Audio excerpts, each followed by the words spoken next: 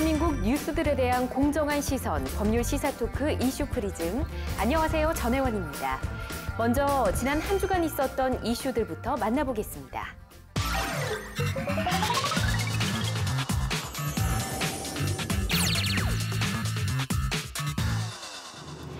최근 G20 정상회의를 마치고 돌아온 문재인 대통령의 가장 큰 성과는 북한 핵 미사일 문제의 평화적 해결을 한국이 주도적으로 이끌어 나갈 수 있는 발판을 마련했다는 점으로 이야기되고 있습니다.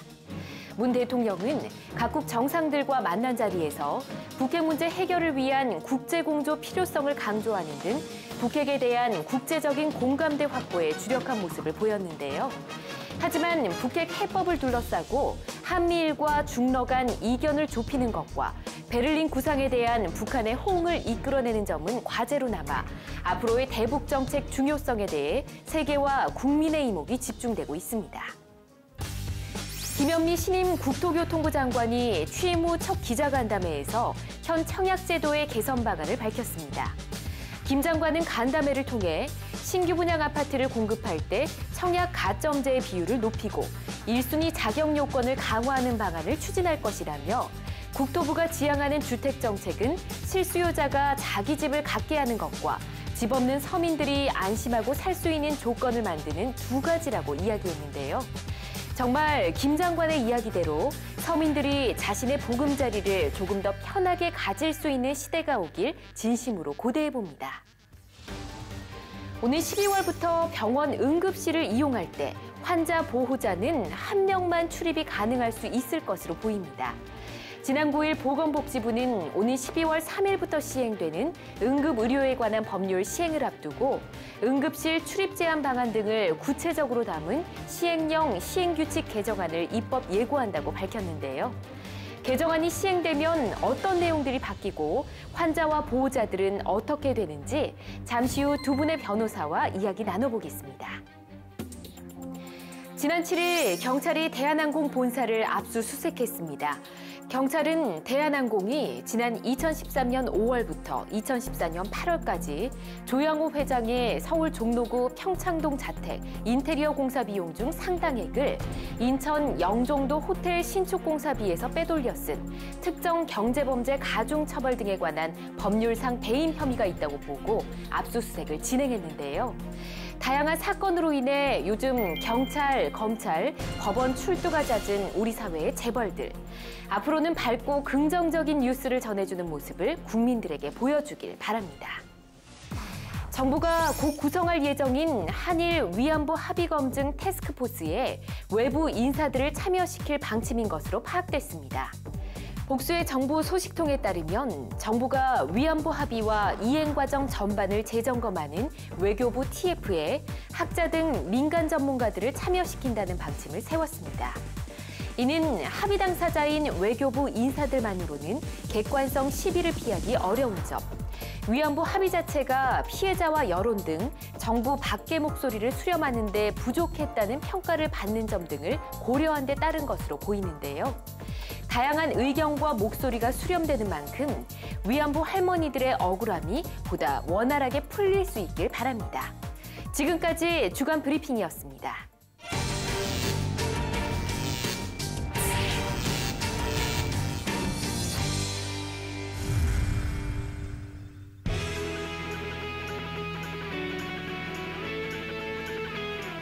변호사 두 분과 함께 대한민국의 이슈를 쫓아가 봅니다. 변호사 추격대 오늘도 두 분의 변호사 모셨습니다. 안녕하세요. 반갑습니다. 안녕하세요. 네, 소개부터 좀 부탁드리겠습니다. 네, 안녕하세요. 이송환 변호사입니다.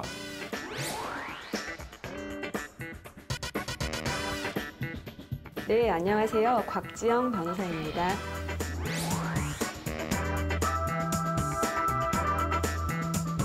네, 오늘 두 분 잘 부탁드리도록 하겠습니다. 네, 잘 부탁드립니다. 네, 앞서 주간 브리핑에서 그 응급실에 대한 이야기가 좀 있었습니다.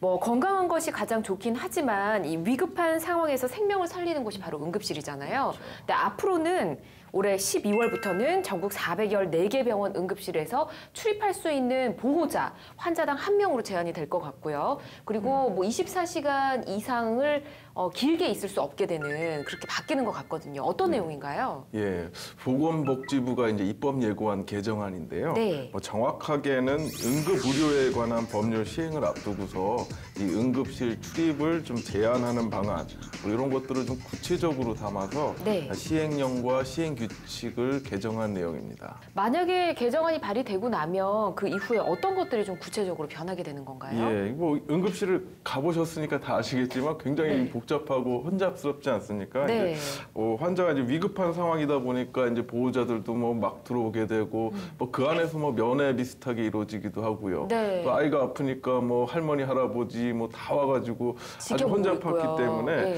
의료진들이 사실 제대로 의료 행위를 하지 못하겠다 뭐 이런 아. 불만들이 좀 있었습니다. 예. 뭐 우리도 충분히 공감할 수 있는 문제고요. 이런 것들을 이제 개정안에 포함한 것인데요.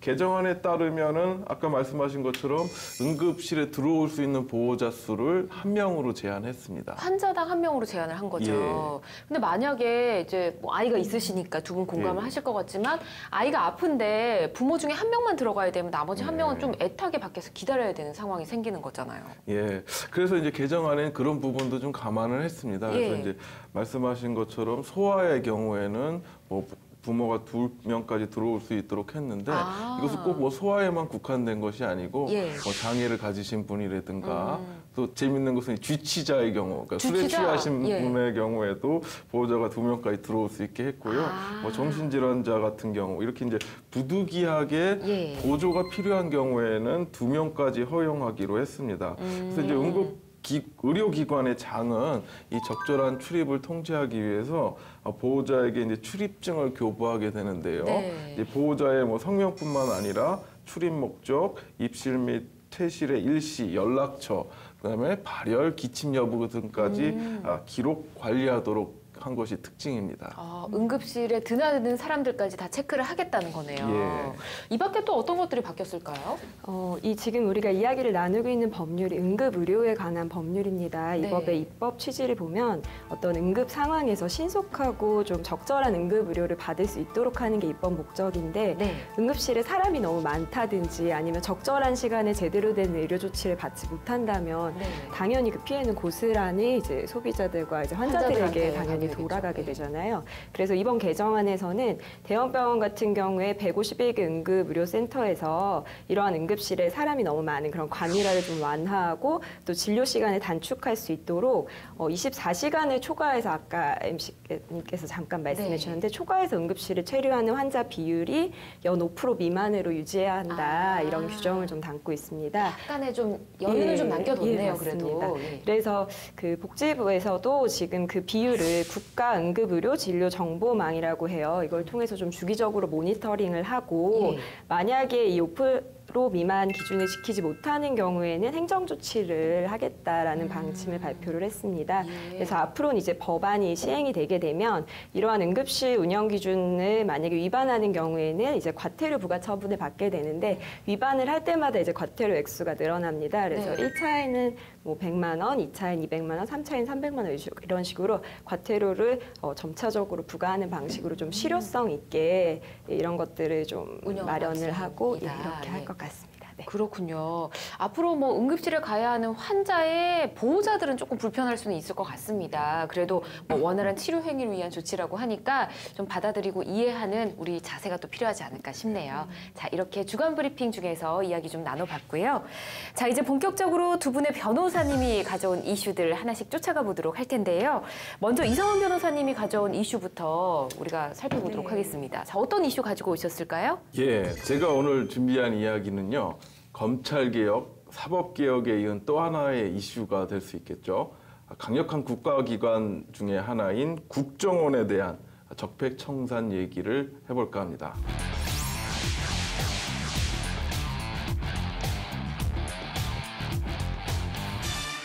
국정농단 사건 이후에 정치나 사회 뉴스에서 우리가 예전에는 많이 듣지 못하던 단어들을 굉장히 많이 들었습니다. 그중에 하나가 적폐청산이 아닐까 싶은데 국정원의 적폐청산 어떤 목적으로 시행되는 건가요? 예, 뭐 이야기의 시작은 역시나 이제 문재인 대통령의 후보 시절 네, 그 국정원 공약. 개혁에 대한 공약, 예, 그것이 시작이 된 원인인데요. 네. 자, 왜 공약으로 내세웠는지를 살펴보면 뭐 이유는 사실 간단합니다. 나라의 안보를 책임지는 조직이라는 이유로 네. 사회 각층의 정보를 많이 수집하고 있는 것이 이제 국정원인데요. 네.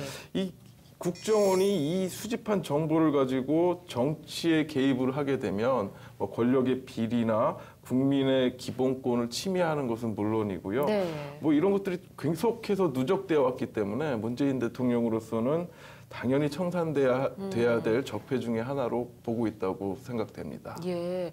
그러면 뭐 국정원이 정치에 개입을 했다, 뭐 비리에 개입됐다, 이런 뭐 사건들이 몇 가지가 있잖아요. 우리 머릿속에 생각나는 게 있긴 한데 예. 어떤 것들이 있었죠, 그동안? 아무래도 이런 부분에 대해서는 이제 그 민주단체라고 할 수 있는 뭐 여러 단체들 쪽에서 얘기가 나오고 있는데요. 네. 뭐 참여연대와 민주사회를 위한 변호사회 등 15개 시민사회단체로 구성된 이 국정원 감시 네트워크 뭐 이런 곳이 있는데요. 자발적으로 이렇게 모여서 만든 단체인 거죠. 예. 이곳에서 이제 잘 정리를 해서 발표를 한 것이 있습니다. 예. 2008년부터 2010년 알파팀 운영 및 국내 정치 개입.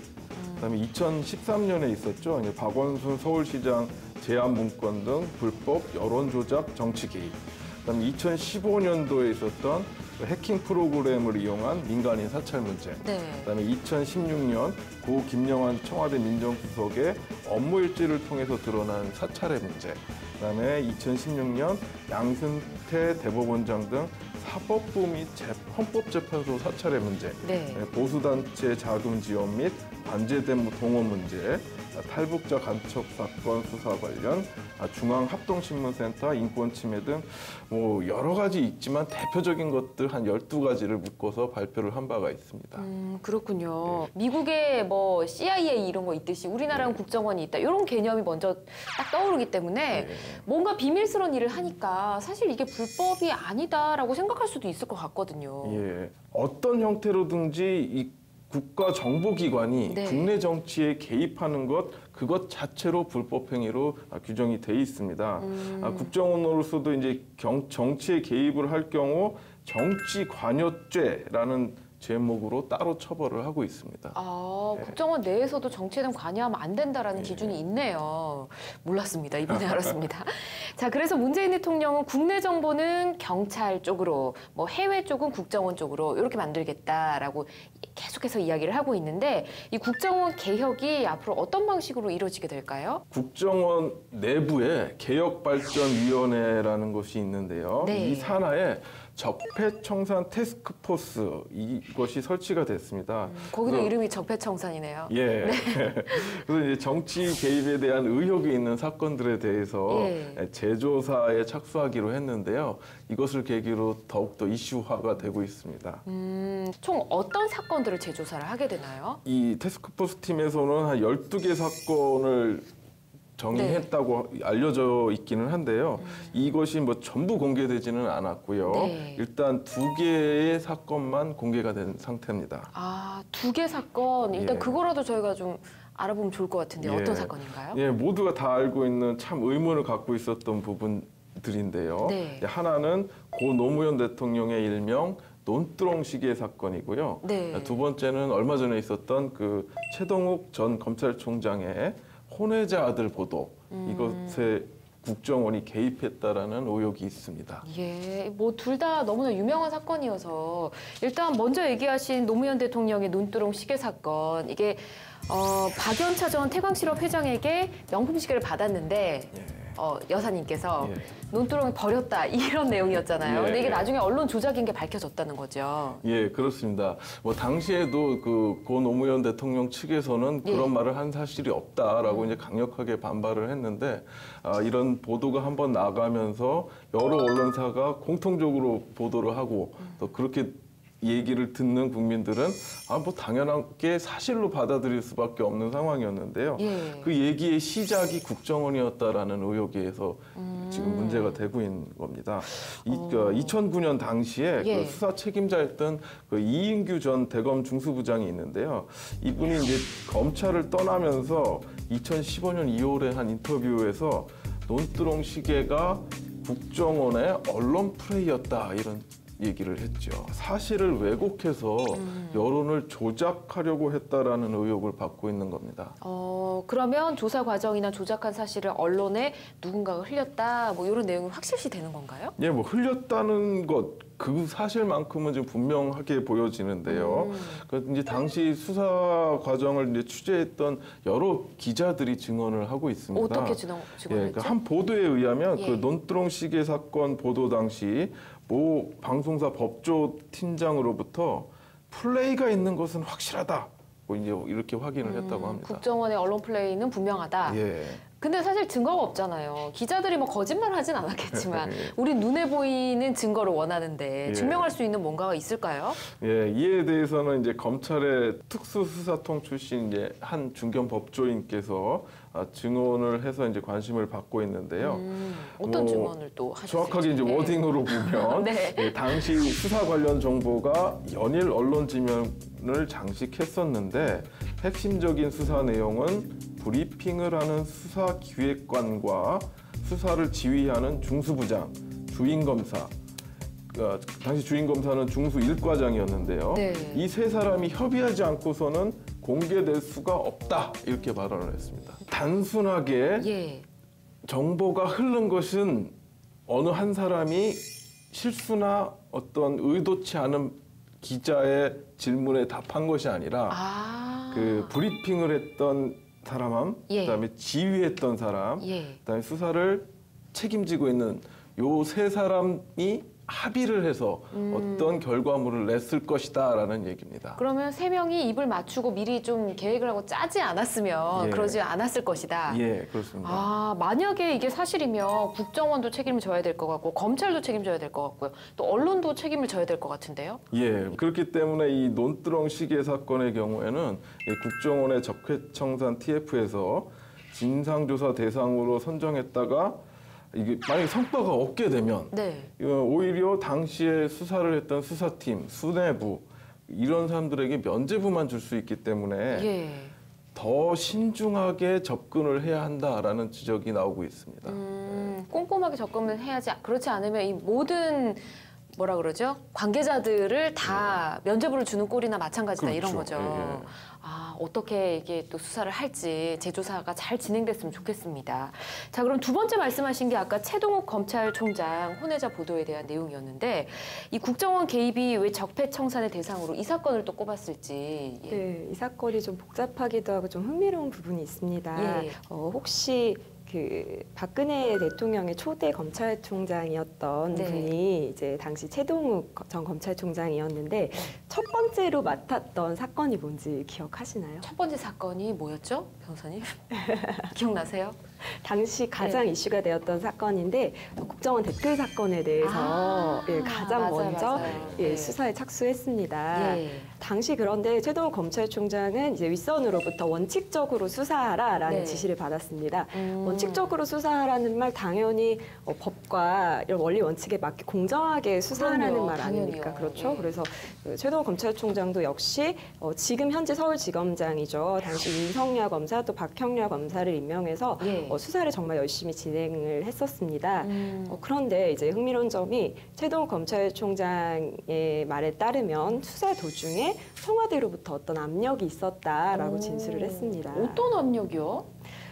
당시에 이제 검찰에서 이제 국정원 댓글 사건을 수사를 하면서 예. 원세훈 국정원장을 이제 구속해야 한다라는 의견을 내면서 두 가지 혐의를 적용을 했었습니다. 예, 어떤 혐의였죠? 우선 첫 번째로는 국정원법 위반이었고요. 예. 두 번째로는 이제 공직선거법 위반에 대한 부분이었습니다. 네.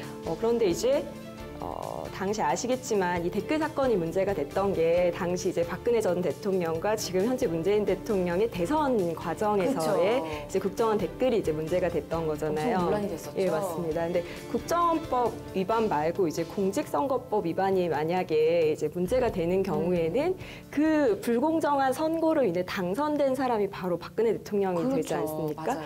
그렇기 때문에 아무래도 박근혜 대통령 입장에서는 이제 공직선거법 위반 부분까지 만약에 기소가 된다면은 본인의 어떤 이런 선거 과정에서의 문제가 드러나지 않을까라는 네. 우려가 있었을 수도 있을 것 같아요. 그래서인지 어쨌든 공직선거법 위반은 적용해서는 안 된다. 구속은 또 해서는 안 된다라는 취지의 메시지가 좀 있었다고 합니다.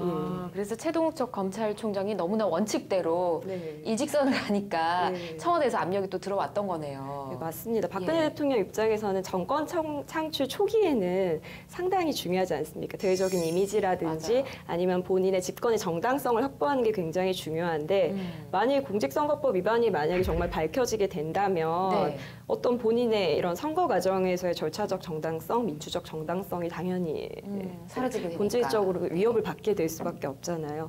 그래서 그런지 어쨌든 구체적으로 얘기는 안 했지만 청와대와 법무부로부터 어떤 이런 무언의 압력을 받았다라고 최동욱 검찰총장이 진술을 했습니다. 네, 그래서 이 너무 반듯하게 수사를 잘하고 있는 과정이었는데 최동욱 전 검찰총장의 명예를 흔드는 혼외자 사건을 이렇게 언론에 흘렸다는 거네요. 뭐 그랬을 가능성이 좀 있습니다. 왜냐하면은 당시에 이제 2013년 9월에 조선일보에서 혼외자 관련해서 보도를 터뜨렸고요. 그리고 실제 취임한 지 5개월 만에 검찰총장직에서 이제 물러나게 됩니다. 네. 그리고 이제 가장 문제가 되는 건 이러한 언론 보도가 되는 부분에서 이제 국정원이 과연 개입을 했는지 이 부분에 대해서 이제 TF팀에서 지금 조사를 해보겠다라는 것입니다. 네, 정말 결과가 흥미롭습니다. 네. 어떤 결과가 나올지 기대가 되는데요.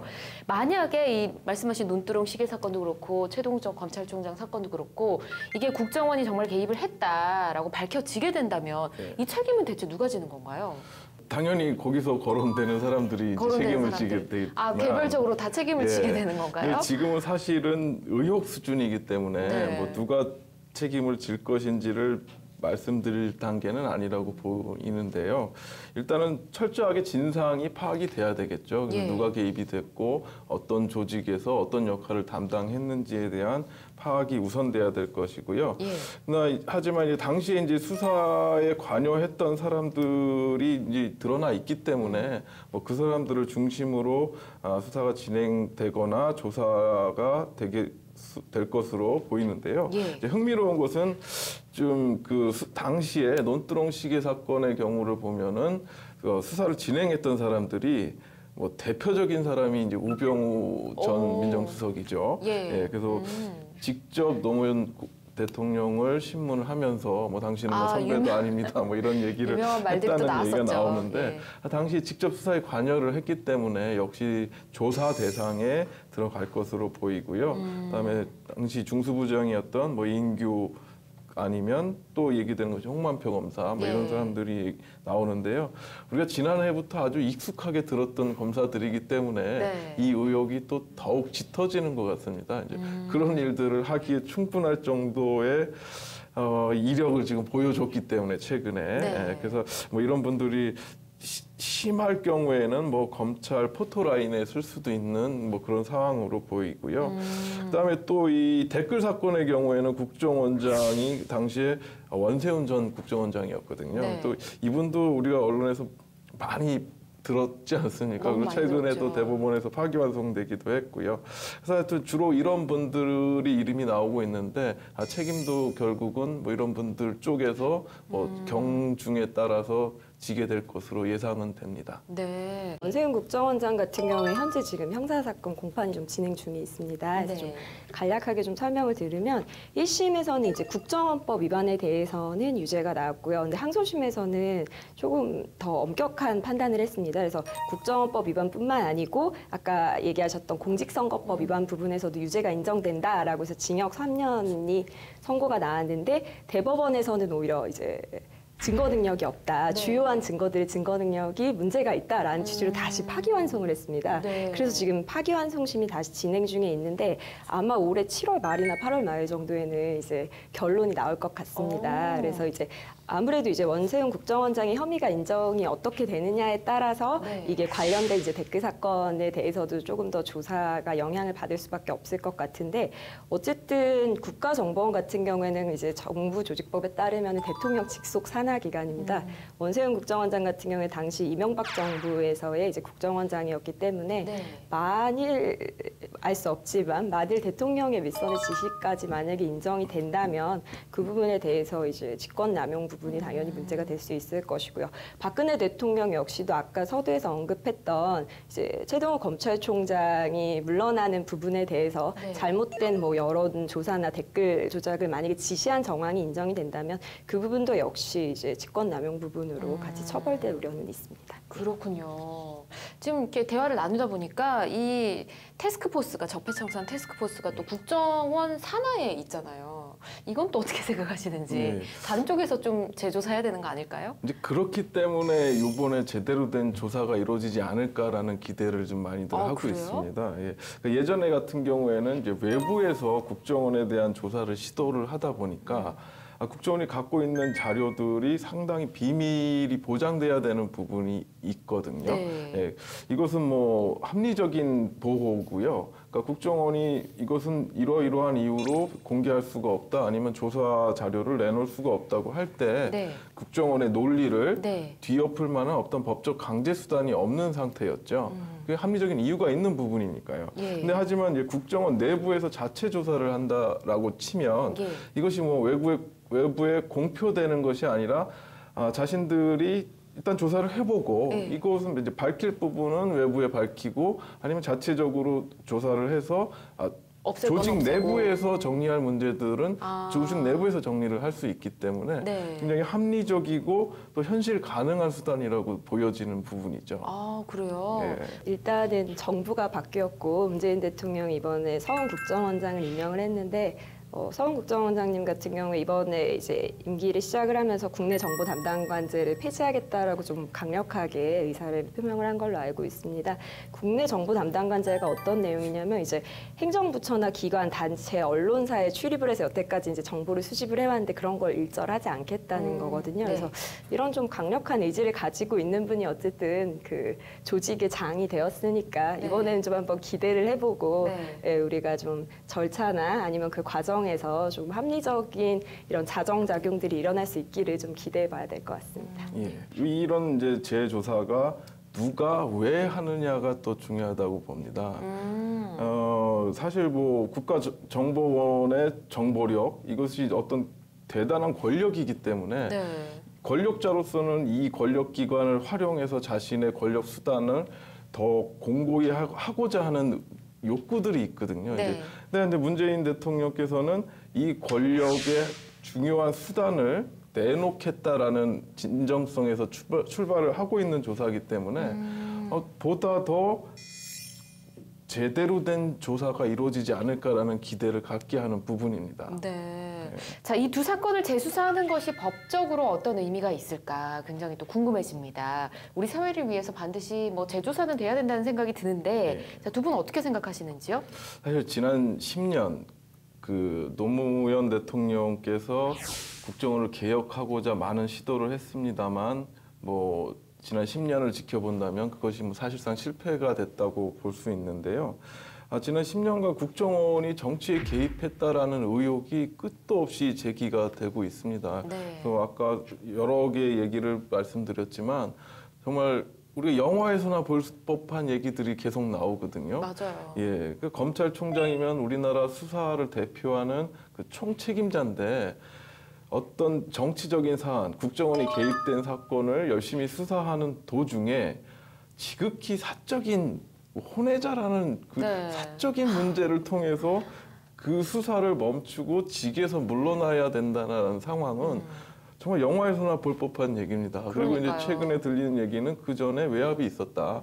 뭐 그 얘기는 혼외자를 뭐 밝힐 테니까 물러나라, 멈춰라, 뭐 덮어라 이런 식의 외압이 있었다고 추측이 될 수 있지 않습니까? 이거는 완전히 영화거든요. 맞아요. 그것이 이제 현실이 됐다라는 문제에서 지금 문재인 대통령께서 세 번째 개혁 과제로 국정원 개혁을 꺼내고 있는데요. 뭐 물론 국정원의 역할이 있기 때문에 국외 파트 내지는 뭐 간첩을 잡는 뭐 이런 활동들은 충분히 장려를 하고 보장을 해야겠지만 국내 정치에 개입할 여지가 있는 국내 정보 활동에 대해서는 금지를 하겠다.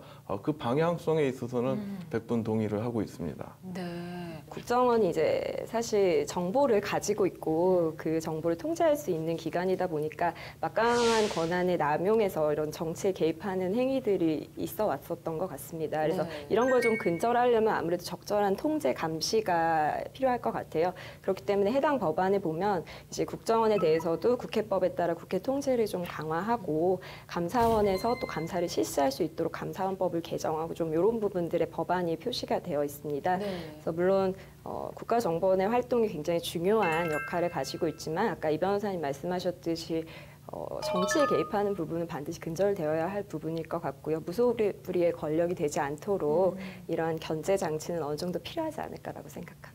네. 네, 첫 번째 이슈 국정원 적폐청산 시작. 두 분 촌철살인 한마디 어떤 내용 써주실지 궁금한데요. 자, 지금부터 써주시기 바랍니다.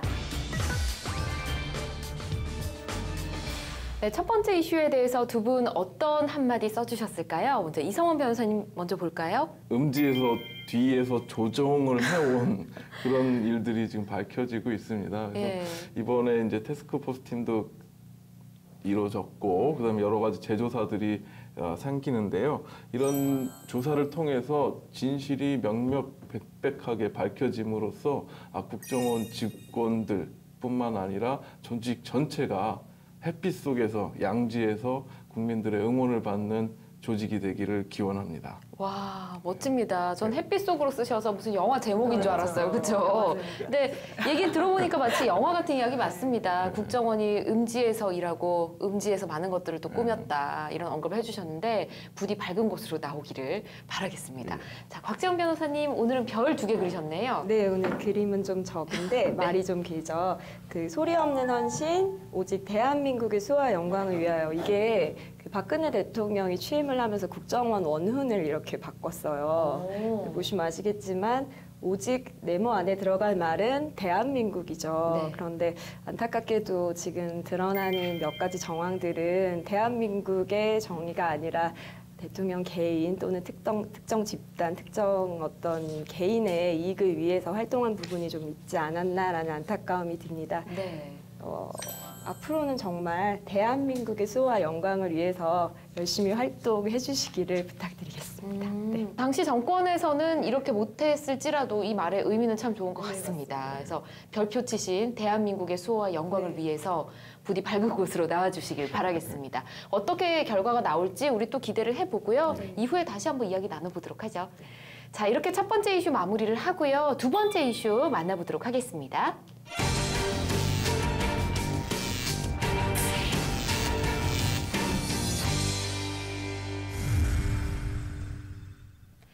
네, 두 번째 이슈 만나보도록 하겠습니다. 두 번째는 곽지연 변호사님 준비하셨죠? 어떤 주제인가요? 네, 오늘 제가 준비한 이슈는 바로 이것입니다.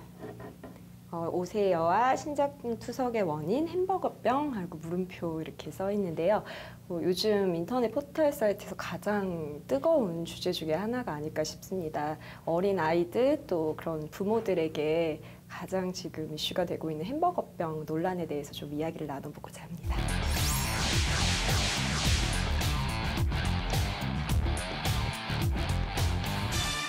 네, 이번 달 초반이었죠. 포털 사이트에 햄버거병 검색어에 계속해서 올라왔었는데 이게 무슨 내용인가 봤는데 5살짜리 여자아이가 병에 걸려서 하루에 10시간씩 신장 투석을 받고 있다라는 내용이었습니다. 근데 그 원인이 햄버거였다. 뭐 이런 이야기들이 있어서 계속해서 논란이 되고 있는데 이 내용 맞죠? 예, 맞습니다. 그래서 햄버거 포비아라는 말이 유행이 되고 있다고 해서 햄버거 공포증이요? 그렇죠. 그래서 과연 우리가 햄버거를 안전하게 먹을 수 있는가라는 네. 말들이 이제 이슈가 될 만큼 사회적으로 이게 지금 큰 이슈가 되고 있는 것 같습니다. 네.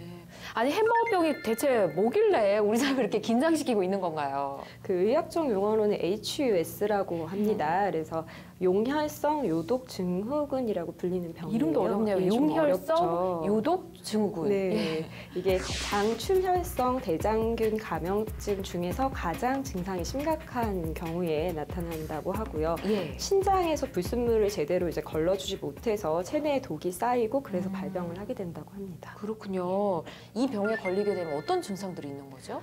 증상이 좀 많습니다. 우선은 몸이 붓고 또 혈압이 높아지고요. 경련 또 혼수 상태와 같은 신경계에도 이런 증상이 나타날 수 있다고 합니다. 네. 이번에도 이제 바로 유아라고 볼 수 있는 5세 여아에게서 이 증상이 나타났습니다. 예. 이 병이 이제 발병이 돼서 진행이 되게 되면 합병증까지 또 발생을 할 수 있다고 해요. 그래서 어떤 합병증이 용혈성 있어요? 빈혈, 혈소판 감소증, 급성 신부전과 같은 아까 이제 처음 말씀하신 신장투석을 받는 것도 이제 급성 신부전에 발생이 됐다고 볼 수 있을 것 같고요. 예. 사망률도 좀 높아요. 발생 환자 중에 5에서 10% 정도가 사망할 수 있다고 하고 이 증후군이 걸린 사람들 중에 50% 정도는 신장 기능 손상이 돼서 회복이 어렵다고 합니다. 그 중에 한 명이 또 5살짜리 네. 여아인데 맞습니다. 너무 안타깝습니다. 근데 이 사건이 더 이슈가 되고 있는 게 HUS라고 말씀해 주셨잖아요. 근데 왜 햄버거병이 된 거죠?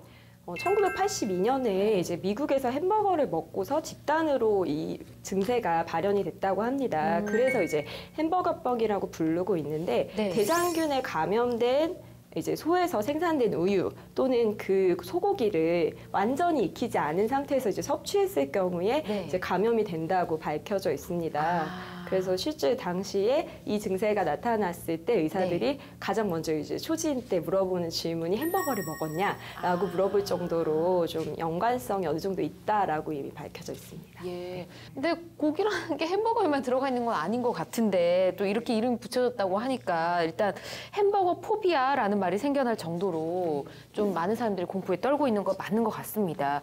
식약처에서도 조치를 내렸더라고요. 이런 프랜차이즈 업체에 햄버거 패티를 익힐 때 좀 더 완벽하게 다 익었는지 확인도 하고 꼼꼼하게 해야 된다라고 얘기를 했다고 하던데 법적으로 많은 쟁점들이 좀 있을 것 같습니다. 어떤 논란들이 있을까요? 예, 이 가장 중요한 것은 이 어린이가 HUS에 걸린 것이 햄버거 때문이냐, 네. 그러니까 햄버거가 원인이 됐느냐 이것을 밝히는 것이 되지 않을까 싶습니다. 좀 중요한 질문인 것 같습니다. 제일 핵심인 것 같아요, 그게. 예, 두 가지 큰 쟁점을 나눠볼 수 있는데 두 가지 어떤 예, 게 있을까요? 우선 첫 번째 쟁점부터 살펴보면요, 이 햄버거병, 이 HUS에 걸린 어린이가 이제 햄버거를 먹고서 2~3시간 뒤에 이제 복통을 느껴서 네. 이제 병원에 갔고 거기서부터 이제 증상이 심각해져서 지금은 아주 중환 상태에 이르게 됐는데요. 이 전문가들이 얘기하는 HUS의 발병 시간이 예. 24시간에서 48시간이라고 합니다. 시간 차가 굉장히 많이 나네요.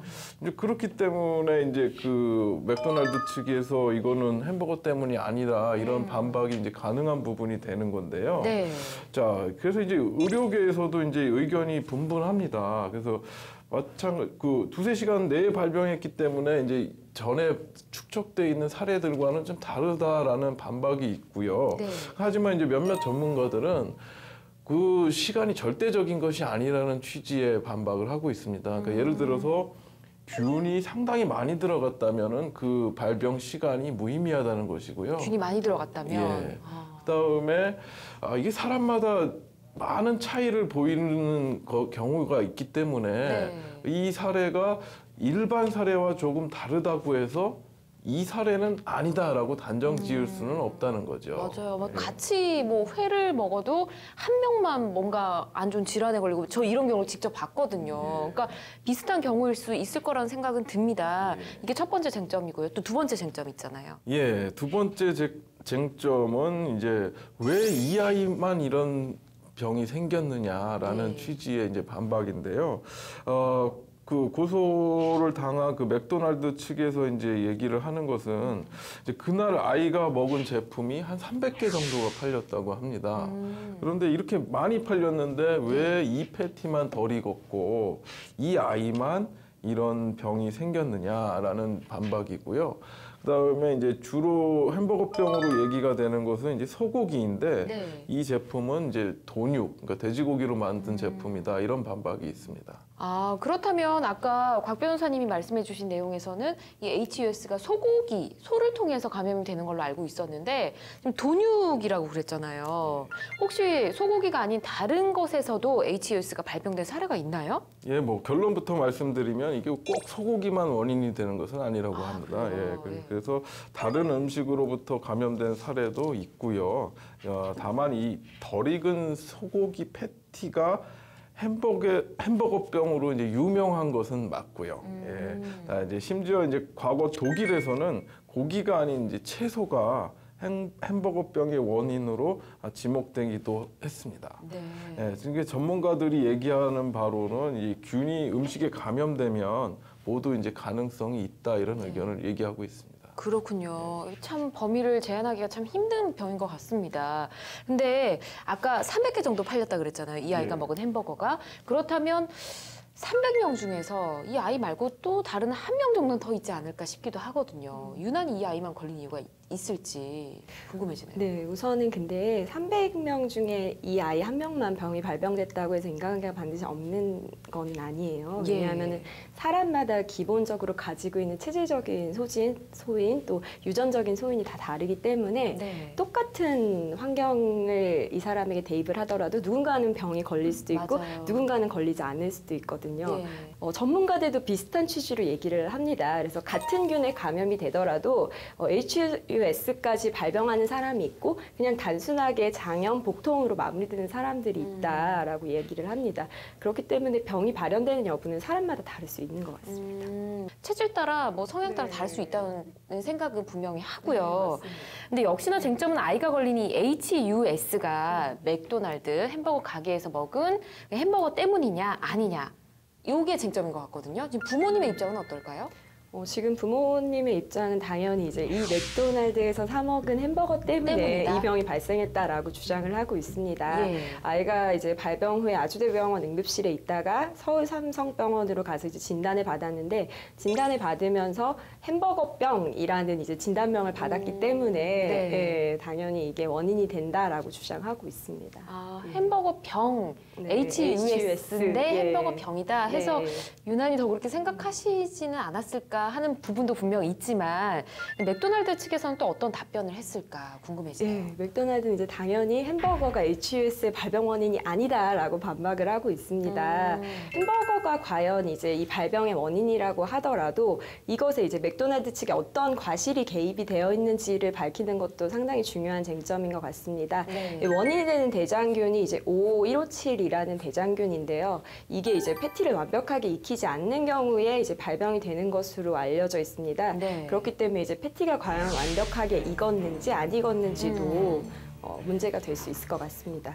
근데 그날 팔린 300개 햄버거를 다시 회수할 수도 없는 일이고 입증을 어떻게 하면 좋을까요? 그래서 이게 사실 좀 안타까운 부분입니다. 그래서 제가 이제 만약에 이분을 제 의뢰인으로 만났더라도 같은 안타까움을 표했을 것 같아요. 네. 이제 식중독이 발생하거나 아니면 본인이 섭취한 음식에 어떤 문제가 발생했으면 사실 그 상태 그대로 보존을 해놓는 게 중요합니다. 그래서 그 상태 그대로 보존을 해놓고 수거해서 균 검사 같은 걸 곧바로 밝혔으면 이런 문제가 없을 텐데 아까 말씀하신 것처럼 이제는 상당한 기간이 경과했죠. 맞아요. 경과했고 이미 남아있지도 패티들도 않고. 남아있지 않은 상황입니다. 하지만 이제 아이 부모 측이나 아니면 소송을 대리하고 있는 변호사 측에서는 이제 여러 가지 제보가 들어오고 있다라고 밝히고 있습니다. 제보가 들어오고 있어요? 어떤 제보가 들어오죠? 그 맥도날드에서 이제 패티를 굽는 시스템이 사람이 직접 이렇게 패티를 굽는 게 아니고 기계가 돌아가면서 네. 이제 패티를 굽는 방식이라고 합니다. 그런데 이제 그 패티를 굽는 게 그릴이라고 하는데 만약에 사람이 너무 많이 몰리게 되면은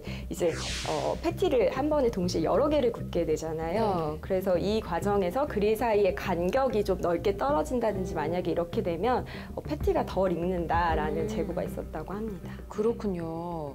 이에 대해서 맥도날드 측도 또 반박을 할 것 같은데요. 네, 오히려 맥도날드 측은 이것을 본인들에게 유리한 자료로 원용하고 있습니다. 그래요? 어떤 사람이 구우면 오히려 사람의 어떤 어떤 실수나 과실이 개입할 여지가 있는데 예. 기계로 굽는다. 정확하게 타이머를 설정을 하는 건데 네. 어떻게 기계가 오작동이 하지 않는 이상은 문제가 발생할 수 있냐라고 오히려 덜 익을 수 없다라고 항변을 하고 있습니다. 양쪽이 아주 팽팽하게 맞서고 있는 거네요. 맞습니다. 그런데 이제 아까 제가 좀 그릴에 이제 햄버거 패티를 놓는 것에 대해서 말씀을 드렸는데 이게 놓는 위치가 정해져 있다고 해요. 네. 그래서 만약에 정해진 위치에 놓지 않는다면은 덜 익을 수도 있고요.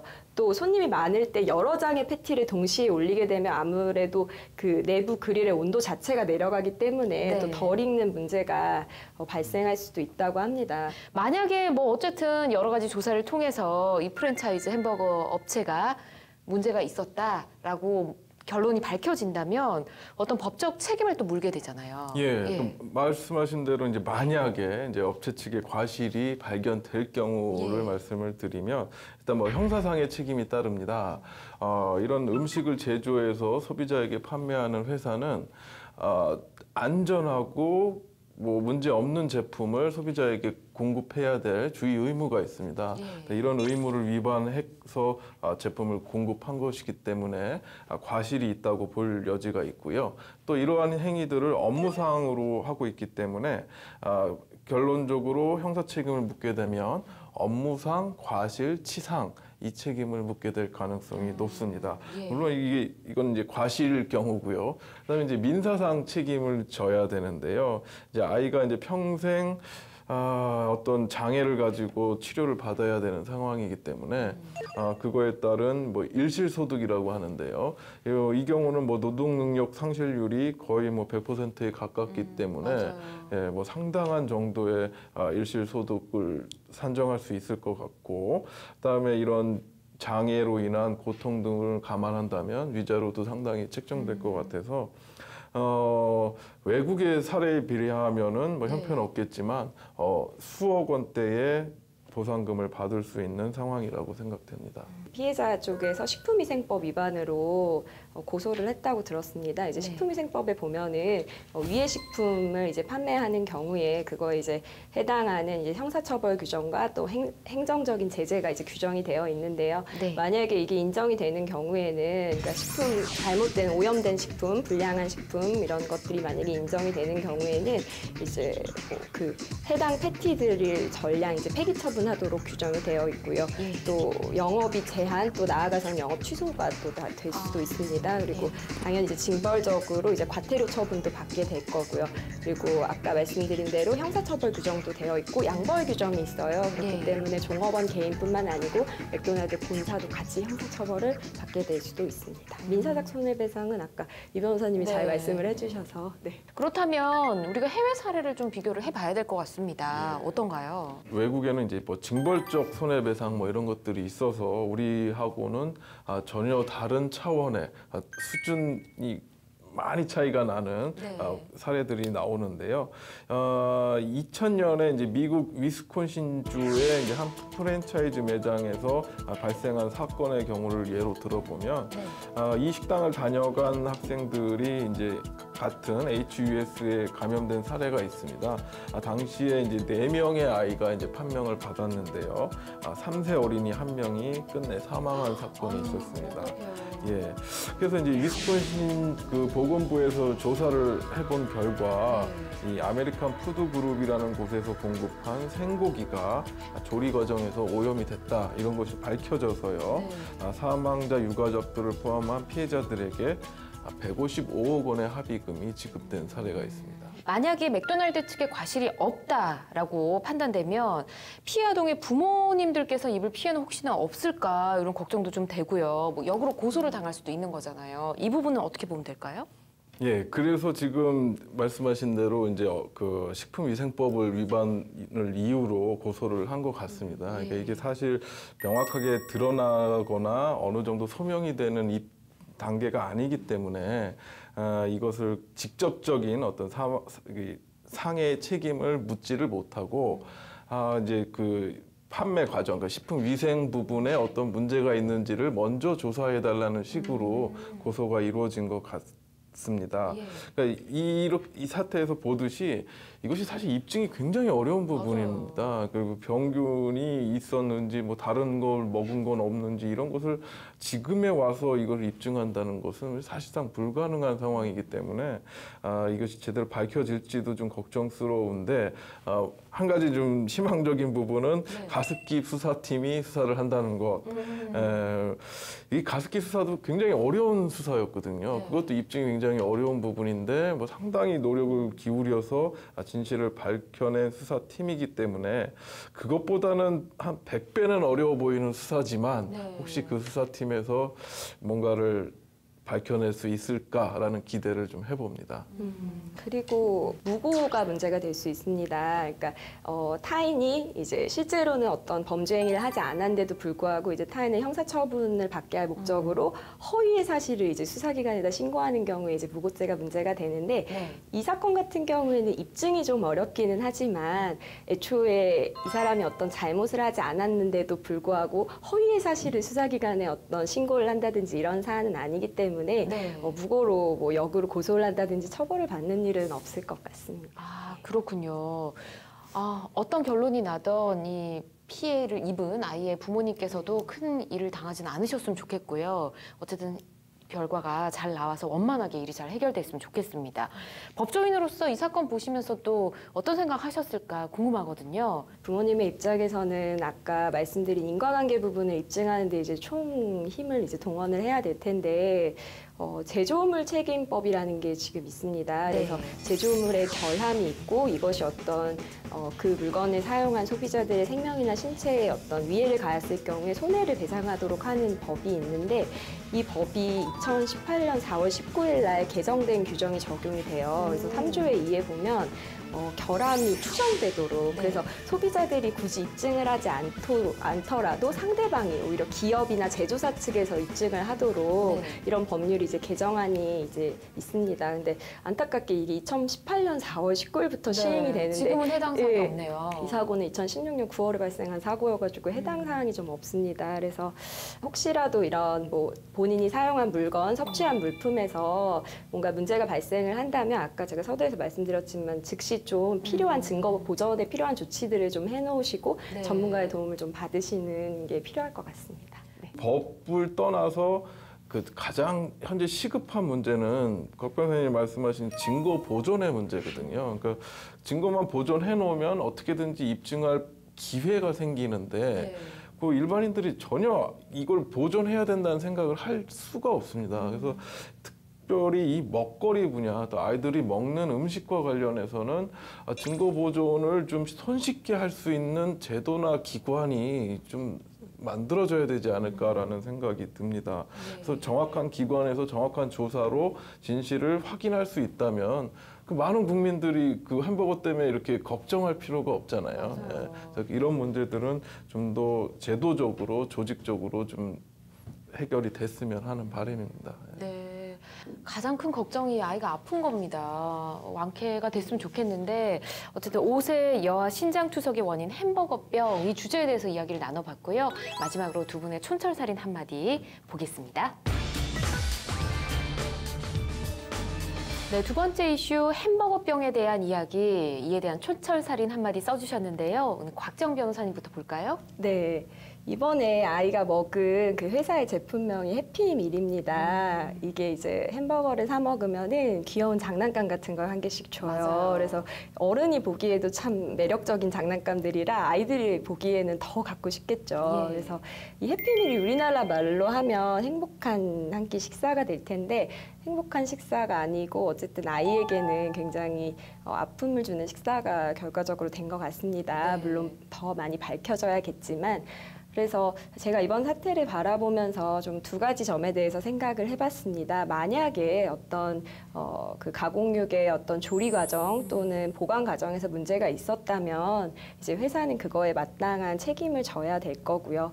그리고 두 번째로는 이런 일이 이제 발생하지 않도록 재발하지 않도록 좀 적절한 정확한 규제와 사회적인 안전망이 좀 확충이 되어야 된다고 생각합니다. 말씀해주신 대로 책임 소재도 분명히 좀 나눠보고요. 또 책임이 있다면 분명하게 보상도 또 해줘야 된다고 생각이 들고 무엇보다 재발이 되면 안 될 것 같습니다. 누구나 다 모두가 다 해피할 수 있는 그런 때가 왔으면 좋겠고요. 이성원 변호사님은 책임 소재를 분명히 가릴 수 있는 제도적 조사 방법들이 마련돼야 될 것 같습니다. 그래서 일단 뭐 식품에 관한 문제가 생긴다면 신속하게 증거를 보존할 수 있는 조치가 취해져야 될 것 같습니다. 근데 지금 현재 우리 국회의원들께서는 정치적인 문제만 좀 논의하고 뭐 보이콧하고 서로 뭐 어르지 않고 이런 문제들이 생기는데 진정으로 국회의원들이 해야 될 부분은 바로 이런 법들을 제정하고 또 논의하고 보완하는 문제 아니겠습니까? 그래서 너무 정치적으로만 흐르고 있는 현재의 상황이 안타까워서 이 어린 아이의 사건을 두고 이런 생각을 해봤습니다. 네, 이 두 번째 이슈 햄버거병에 대한 이야기, 많은 이야기들 나눠봤지만 법적인 문제도 있고 여러 가지 공방들이 있지만 가장 중요한 거는 지금 아픈 아이의 건강이 아닐까 싶습니다. 신장 투석 계속 진행 중이라고 하는데 아무쪼록 하루빨리 건강해졌으면 하는 바람을 전해봅니다. 자, 오늘 함께해 주신 두 분의 변호사님들 고맙습니다. 감사합니다. 네, 법률적인 시선을 통한 원칙적인 시사 분석, 법률 시사 토크 이슈 프리즘. 오늘 준비한 순서는 여기까지고요. 저희는 다음 시간에도 대한민국의 이슈와 함께 좀 더 냉정한 시선으로 돌아오도록 하겠습니다. 함께해 주신 여러분 고맙습니다.